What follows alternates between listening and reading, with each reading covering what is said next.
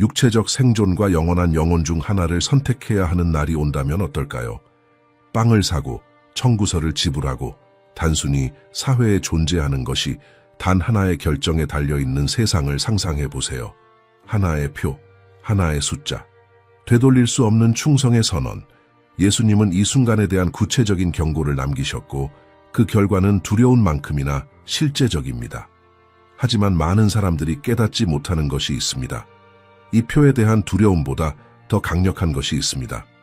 감히 거부하는 사람들을 위한 약속이 있습니다. 그리고 그것이 오늘 우리가 대화해야 할 내용입니다. 요한이 반모섬에서 환상을 받았을 때 그는 자신을 깊이 혼란스럽게 한 무언가를 보았습니다. 요한계시록 13장 16절에는 짐승이 모든 사람, 작은 자와 큰 자, 부자와 가난한 자, 자유인과 종들로 하여금 오른손이나 이마의 표를 받게 할 것이라고 기록되어 있습니다. 그런데 대부분의 사람들이 이해하지 못하는 것이 있습니다.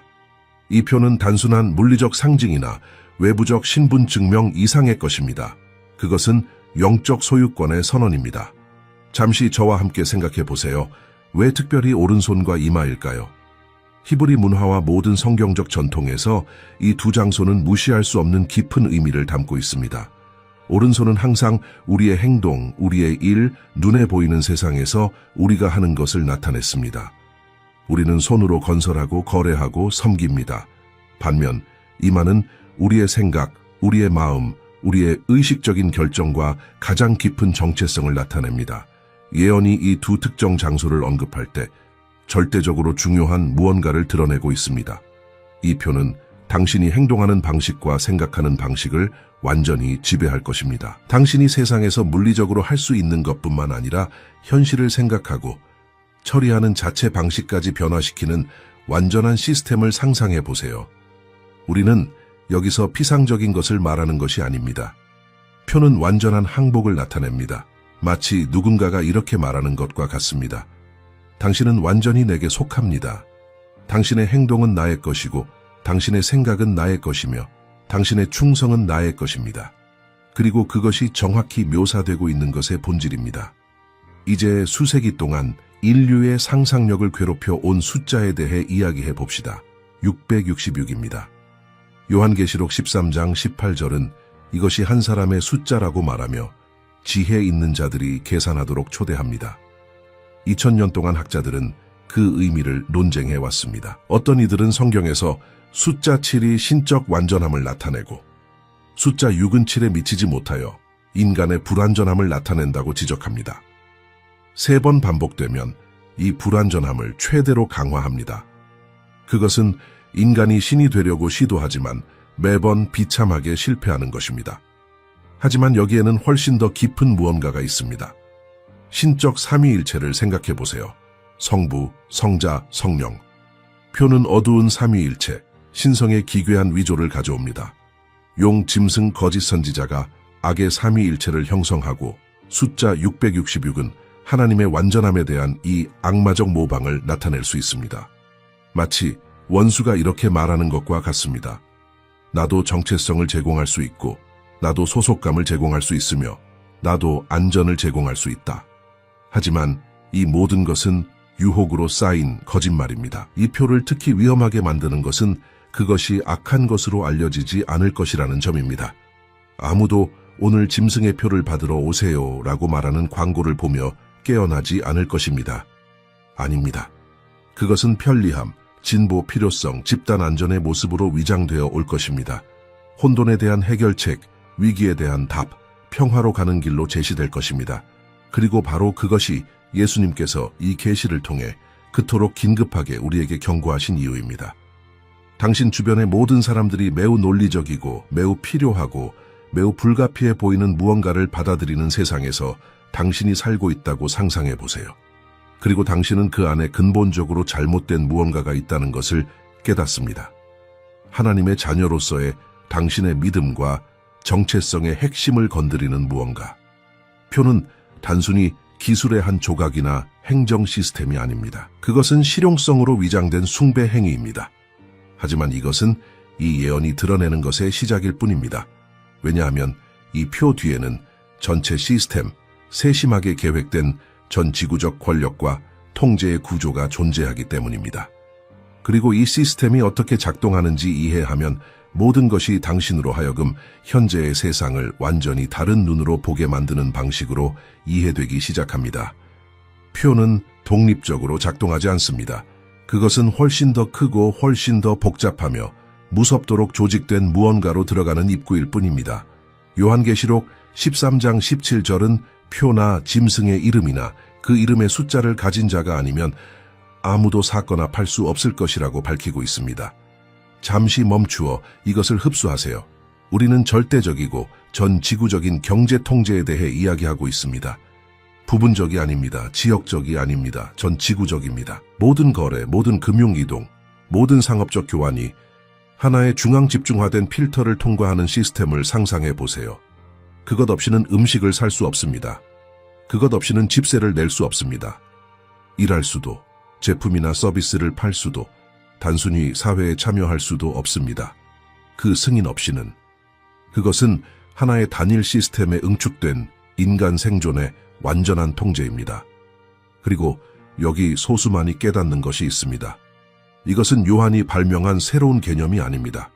이것은 수천 년 동안 예언적으로 구축되어 온 무언가의 성취입니다. 선지자 다니엘은 7장에서 역사를 지배할 세계 제국들을 나타내는 네 짐승을 보았습니다. 네 번째 짐승은 다른 모든 것과 달랐고 무섭고 극도로 강했으며 모든 것을 삼키고 부수는 소의 이빨을 가지고 있었습니다. 이 짐승은 10개의 뿔을 가지고 있었고 그들 사이에서 눈과 큰 말을 하는 입이 있는 작은 뿔이 나왔습니다. 다니엘은 이 뿔이 성도들과 전쟁을 하여 그들을 이길 것이며 옛적부터 항상 계신 이가 와서 심판을 내릴 때까지 그러할 것을 보았습니다. 이제 점들을 연결해 보세요. 요한계시록의 짐승도 10개의 뿔을 가지고 있습니다. 요한계시록 17장 12절은 이 10뿔이 아직 나라를 받지 못했으나 짐승과 함께 한 시 동안 왕으로서 권세를 받을 10명의 왕이라고 말합니다. 그들은 한 마음을 가지고 자신들의 능력과 권세를 짐승에게 줄 것입니다. 우리는 주권 국가들이 자발적으로 중앙 권위의 자치권을 넘기는 통일된 세계 정부의 구조를 보고 있습니다. 하지만 기다려보세요. 더욱 흥미로워집니다. 요한계시록 13장은 또한 땅에서 나오는 두 번째 짐승을 소개합니다. 이 짐승은 어린 양 같은 두 뿔이 있었지만 용처럼 말했습니다. 이것이 거짓 선지자이며 첫 번째 짐승의 면전에서 모든 권세를 행사하고 땅과 그 거민들로 하여금 첫 번째 짐승을 경배하게 할 종교 지도자입니다. 그는 큰 이적을 행하여 사람들이 보는 앞에서 심지어 하늘에서 불이 내려오게 할 것입니다. 저와 함께 생각해 보세요. 여기 정치적 권력, 경제적 권력, 종교적 권력 사이에 완전한 융합이 있습니다. 서로 경쟁하는 별개의 시스템들이 아닙니다. 완전한 통제 기계로서 작동하는 완벽하게 조정된 삼위일체입니다. 정치적 권력은 법을 확립합니다. 경제적 권력은 매매 시스템을 통해 구현합니다. 종교적 권력은 이적과 기사와 진정한 복음을 모방하는 거짓 영성을 통해 대중을 유혹합니다. 이것을 특히 혼란스럽게 만드는 것은 요한계시록 13장 14절이 거짓 선지자가 짐승 앞에서 행하도록 허락받은 이적들로 인해 땅의 거민들을 속일 것이라고 말하는 것입니다. 그는 땅의 거민들에게 칼의 상처를 입었지만 여전히 살아남은 짐승을 기리는 우상을 만들라고 말할 것입니다. 그리고 여기 초자연적이고 무서운 무언가가 옵니다. 그에게 짐승의 우상에 생기를 불어넣을 능력이 주어져서 그것이 말할 수 있고 그것을 경배하기를 거부하는 모든 사람을 죽이게 할 것입니다. 우상이 말하는 세상, 기술과 악마적 권능이 모든 자연적 논리를 거스르는 방식으로 융합되는 세상에서 당신이 살고 있다고 상상해 보세요.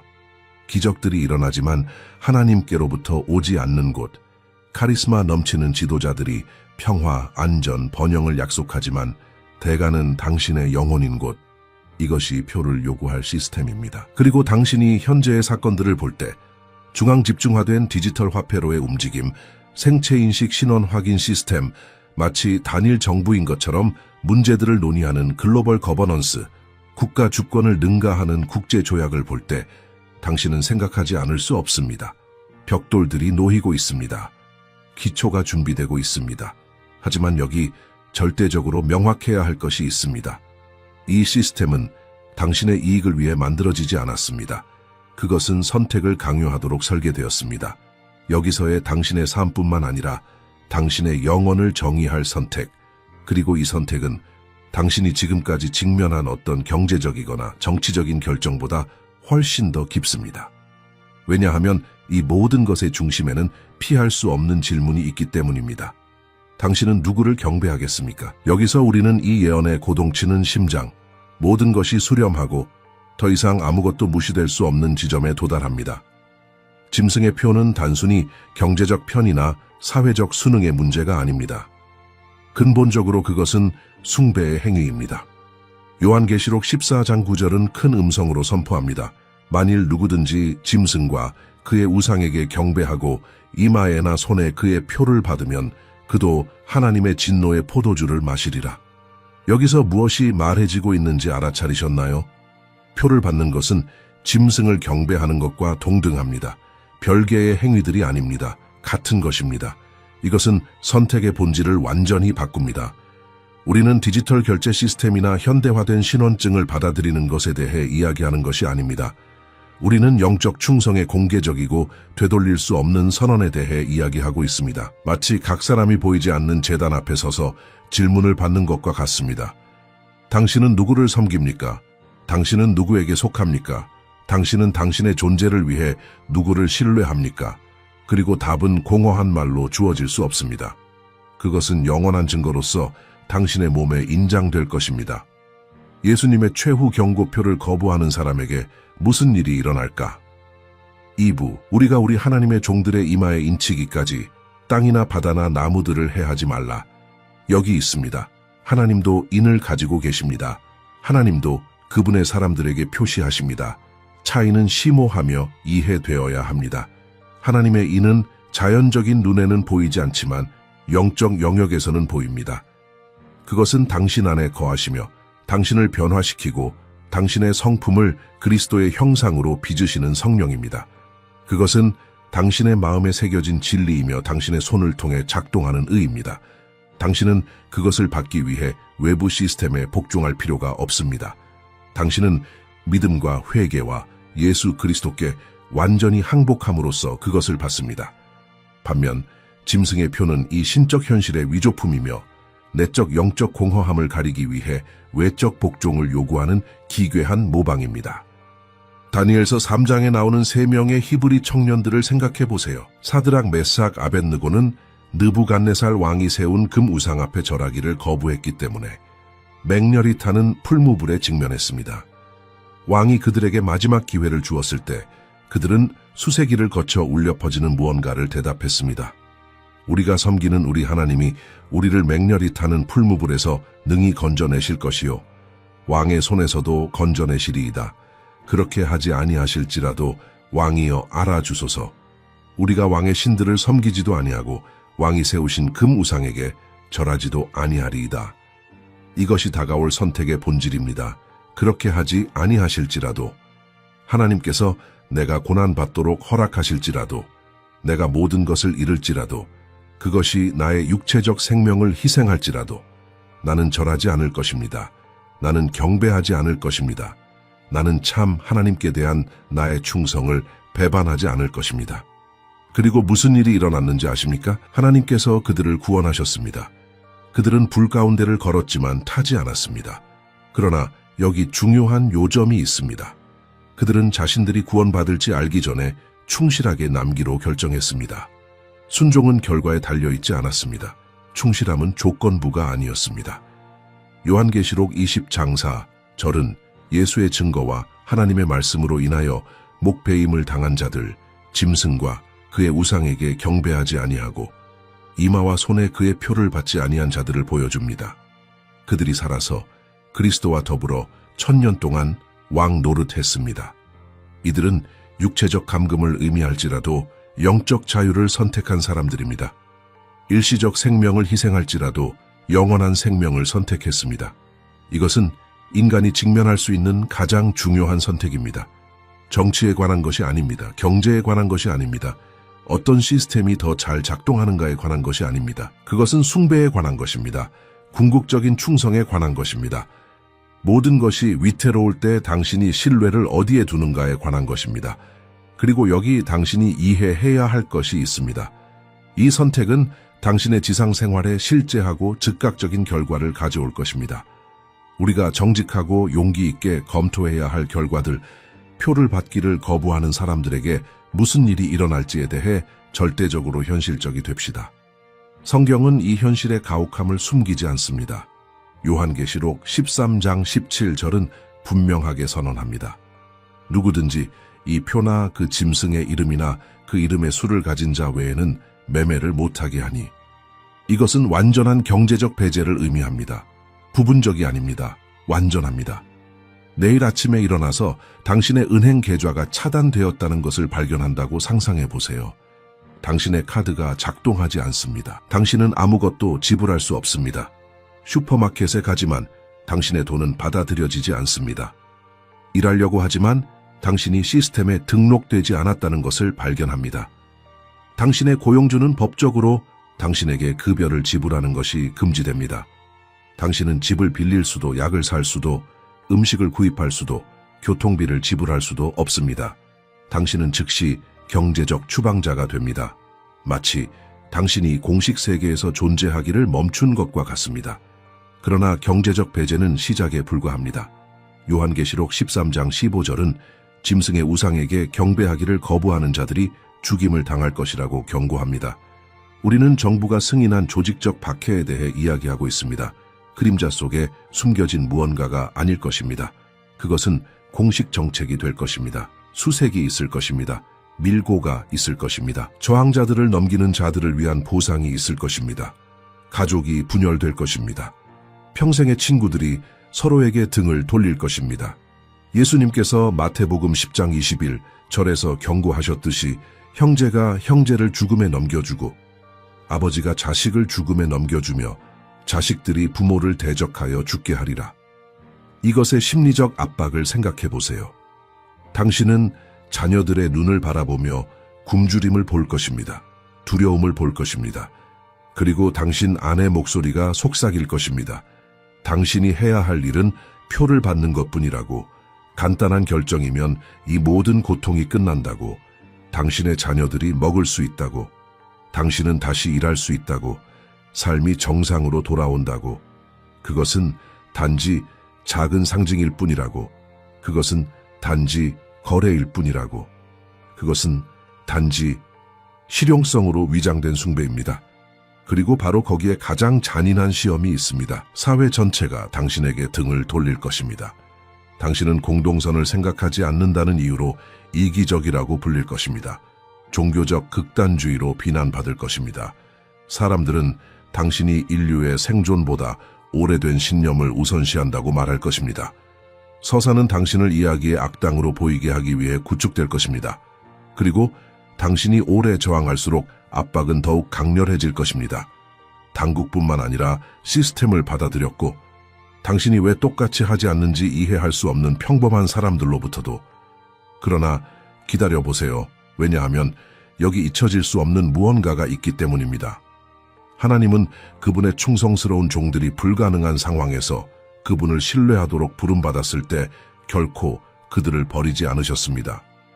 선지자 엘리야는 열왕기상 17장에서 까마귀들과 밀가루가 3년의 심한 가뭄 동안 결코 떨어지지 않았던 과부에 의해 먹임을 받았습니다. 이스라엘은 40년 동안 광야에서 방랑했고, 출애굽기 16장 35절은 그들이 약속의 땅에 도착할 때까지 만나를 먹었다고 말합니다.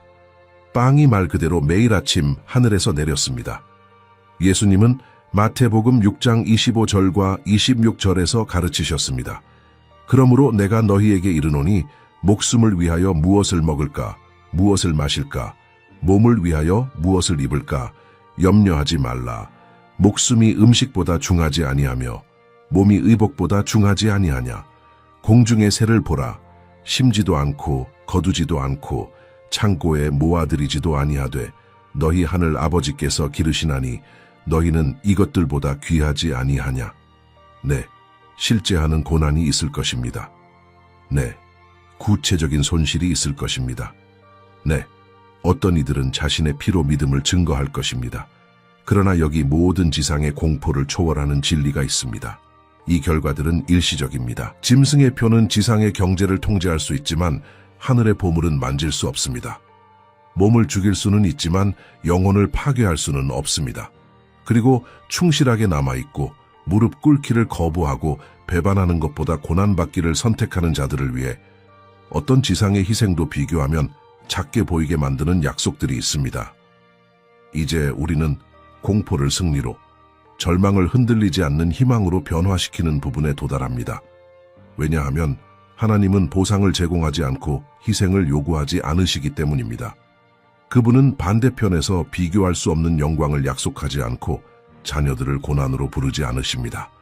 그리고 짐승의 표를 거부할 자들에게 주어진 약속들은 숨이 멎을 정도입니다. 요한계시록 14장 1절부터 3절까지는 모든 신자의 마음에 새겨져야 할 장면을 그립니다. 요한이 보니 어린 양이 시온산에 서 있고 그와 함께 14만 4천 명이 서 있는데 그들의 이마에 어린 양의 이름과 그 아버지의 이름을 쓴 것이 있더라. 그가 하늘에서 나는 소리를 들으니 많은 물소리와 큰 우레소리 같더라. 내가 들은 그 소리는 검은 고 타는 자들이 그 검은 고를 타는 것 같더라. 그들이 보좌 앞과 네 생물과 장로들 앞에서 새 노래를 부르니 땅에서 속량함을 받은 14만 4천 명밖에는 능히 이 노래를 배울 자가 없더라. 이것을 시각화할 수 있습니까? 온 세상이 짐승 앞에 절하고 있는 동안 그리스도와 함께 서 있는 한 무리가 있습니다. 무리들이 그들의 이마에 원수의 표를 지니고 있는 동안 이들은 아버지의 이름을 지니고 있습니다. 그들은 환난에서 단순히 살아남은 것이 아닙니다. 그들은 특별한 지위, 다른 누구도 부를 수 없는 독특한 노래로 연계를 받았습니다. 불을 통한 충실함의 경험은 다른 이들이 알지 못할 하나님과의 친밀함을 위해 그들을 자격 있게 했습니다. 요한계시록 14장 13절은 모든 성경 중 가장 위로가 되는 약속 중 하나를 기록합니다. 하늘에서 나는 음성이 선언합니다. 자금 이후로 주 안에서 죽는 자들은 복이 있도다 하시마에 성령이 이르시되 그러하다. 그들이 수고를 그치고 쉬리니 이는 그들의 행한 일이 따름이라 하시더라. 그들의 행한 일이 따릅니다. 충실함의 모든 순간, 굶주렸지만 굴복하지 않았던 모든 때, 위협받았지만 굳건히 섰던 모든 때, 그리스도를 사랑하여 흘린 모든 눈물, 이 모든 것이 잊혀지지 않았습니다. 이 모든 것이 영원한 증거로서 그들을 영원으로 따라갑니다. 그러나 더 있습니다. 요한계시록 20장 4절부터 6절까지는 이 승리자들의 최종 운명을 보여줍니다. 요한이 보니 보좌들이 있고 거기에 앉은 자들이 있어 심판하는 권세를 받았더라. 또 내가 보니 예수를 증언함과 하나님의 말씀 때문에 목배임을 당한 자들의 영혼들이요 또 짐승과 그의 우상에게 경배하지 아니하고 그들의 이마와 손에 그의 표를 받지 아니한 자들이라. 그들이 살아서 그리스도와 더불어 1000년 동안 왕 노릇하니 이 첫째 부활에 참여하는 자들은 복이 있고 거룩하도다. 둘째 사망이 그들을 다스리는 권세가 없고 도리어 그들이 하나님과 그리스도의 제사장이 되어 1000년 동안 그리스도와 더불어 왕 노릇하리라. 이것이 깊이 새우며 들게 하세요. 그리스도와 더불어 왕 노릇한다는 것. 단순히 구원받는 것이 아닙니다. 단순히 천국에 들어가는 것이 아닙니다. 하나님의 영원한 왕국에서 권위와 지위와 책임을 받는 것입니다. 짐승의 시스템에 의해 통제받기를 거부한 자들이 만왕의 왕과 더불어 통치할 권위를 받을 것입니다. 일시적으로 모든 것을 잃은 자들이 영원히 모든 것을 얻을 것입니다. 역전은 완전하고 영광스럽습니다. 예수님의 최후 경고표를 거부하는 사람에게 무슨 일이 일어날까? 3부, 작지 않습니다. 보통이 아닙니다. 큽니다. 좀도 녹도 해하지 못하며 도둑이 구멍을 뚫지도 못하고 도둑질도 못하는 곳에 쌓인 보물입니다. 마태복음 6장 20절. 이것이 순교자들을 승리자로 변화시키는 관점입니다. 그것이 수세기 동안 기독교인들로 하여금 찬송가를 부르며 사자들과 화형대와 칼을 마주하게 한 것입니다.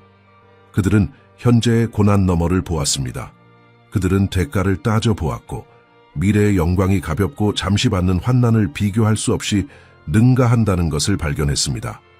그리고 당신이 그 위치에 있게 된다면, 표와 죽음 사이에서 선택하도록 부름받는다면 이 약속들은 단순한 신학적 교리가 아닐 것입니다. 그것들은 당신의 몸이 죽는 동안 당신을 살아있게 유지하는 숨결이 될 것입니다. 그러나 여기 피할 수 없는 질문이 있습니다. 우리는 그 순간에 가까워지고 있습니까? 징조들이 우리 주변에 있습니까? 우리는 특별한 시대에 살고 있습니다. 50년 전에는 불가능해 보였던 기술들이 이제 일상생활의 일부인 시대입니다. 국경이 글로벌 거버넌스를 위해 점진적으로 해체되고 있는 시대입니다. 종교의 자유가 편협함으로 미묘하게 재정의되고 있는 시대입니다.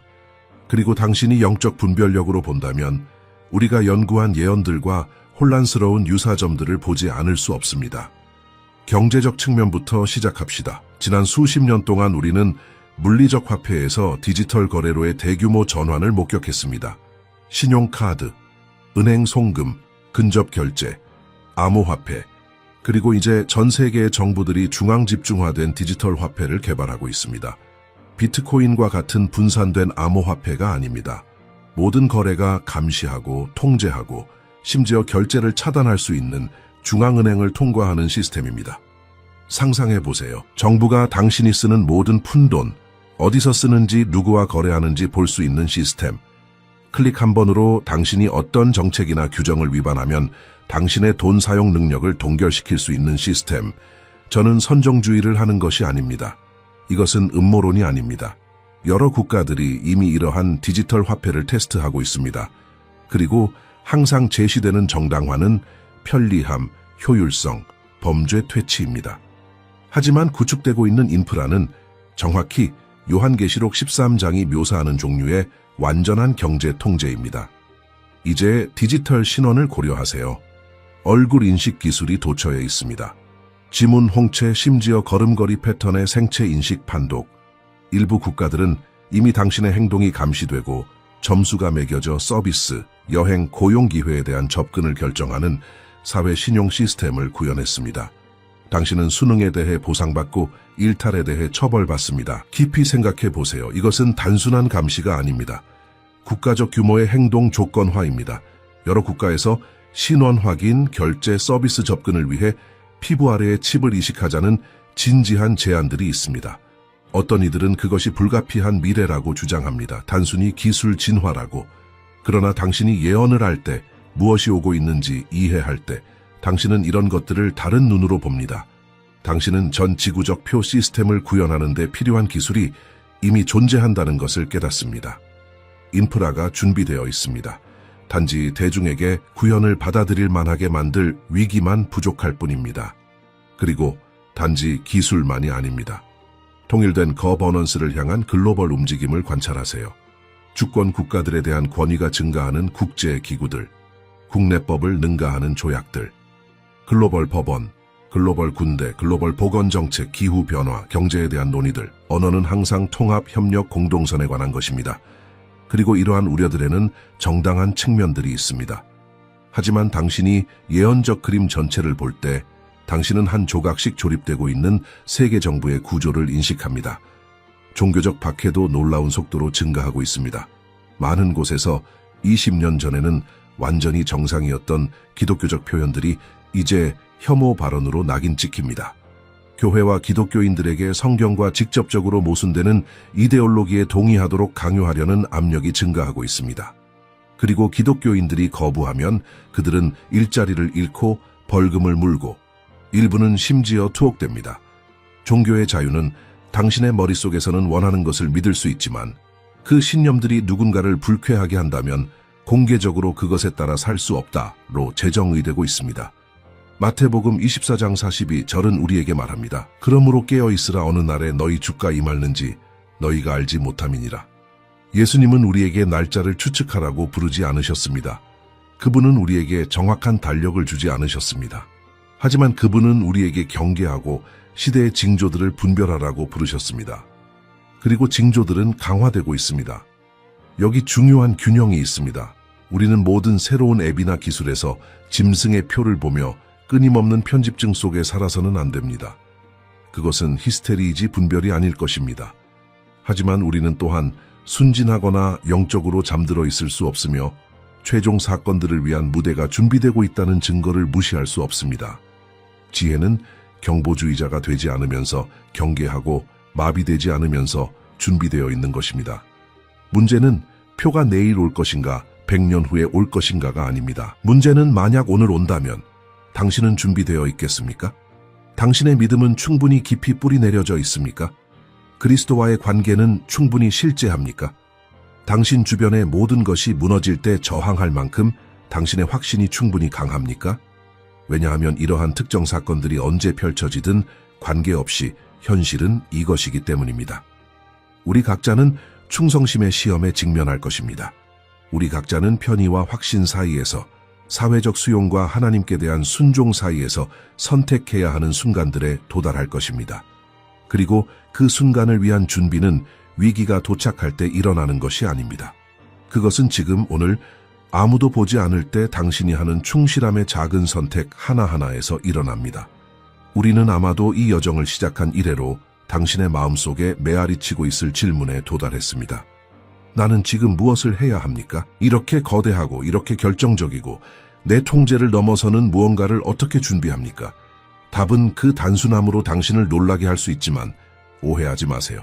단순함이 쉬움을 의미하지는 않습니다. 다가올 날들을 준비하는 것은 음식을 비축하거나 예언을 공부하는 것보다 훨씬 더 깊은 무언가를 요구합니다. 그것은 당신이 누구인가의 핵심에서 근본적인 변화를 요구합니다. 첫 번째이자 가장 중요한 준비 영역은 하나님과의 친밀한 관계입니다. 우리는 외적 종교성이나 공허한 의식에 대해 이야기하는 것이 아닙니다. 우리는 아버지의 음성을 진정으로 아는 것에 대해 이야기하고 있습니다.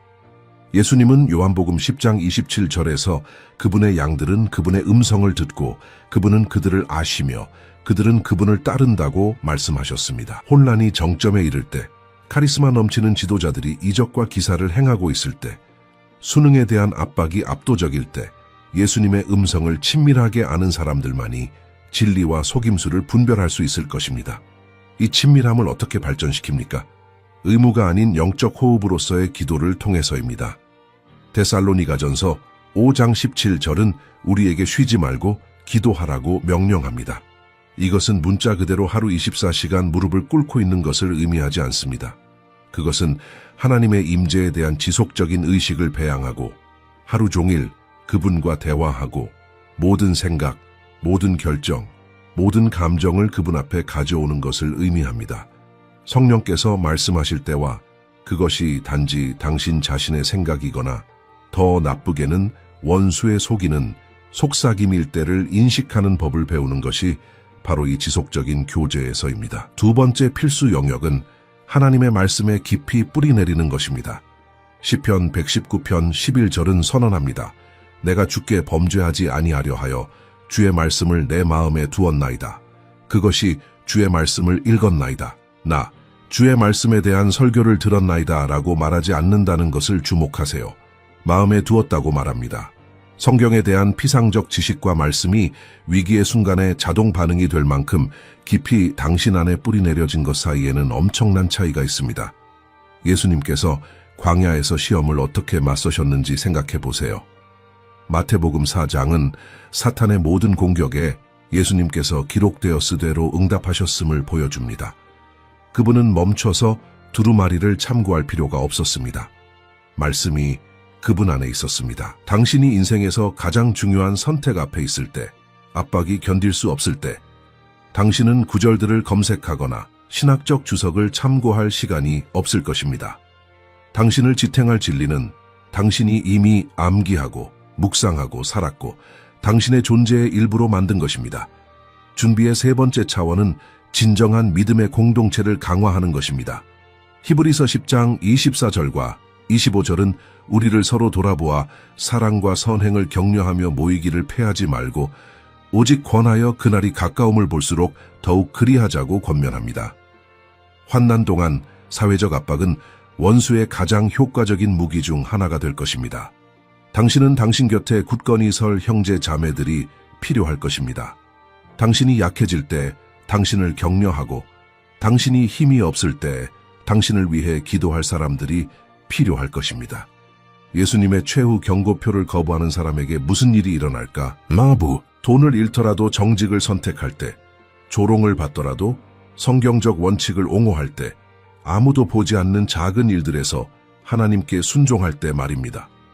일상적인 상황에서 당신의 성실성을 타협하려는 유혹에 저항할 때마다 당신은 영적 근육을 훈련하고 있는 것입니다.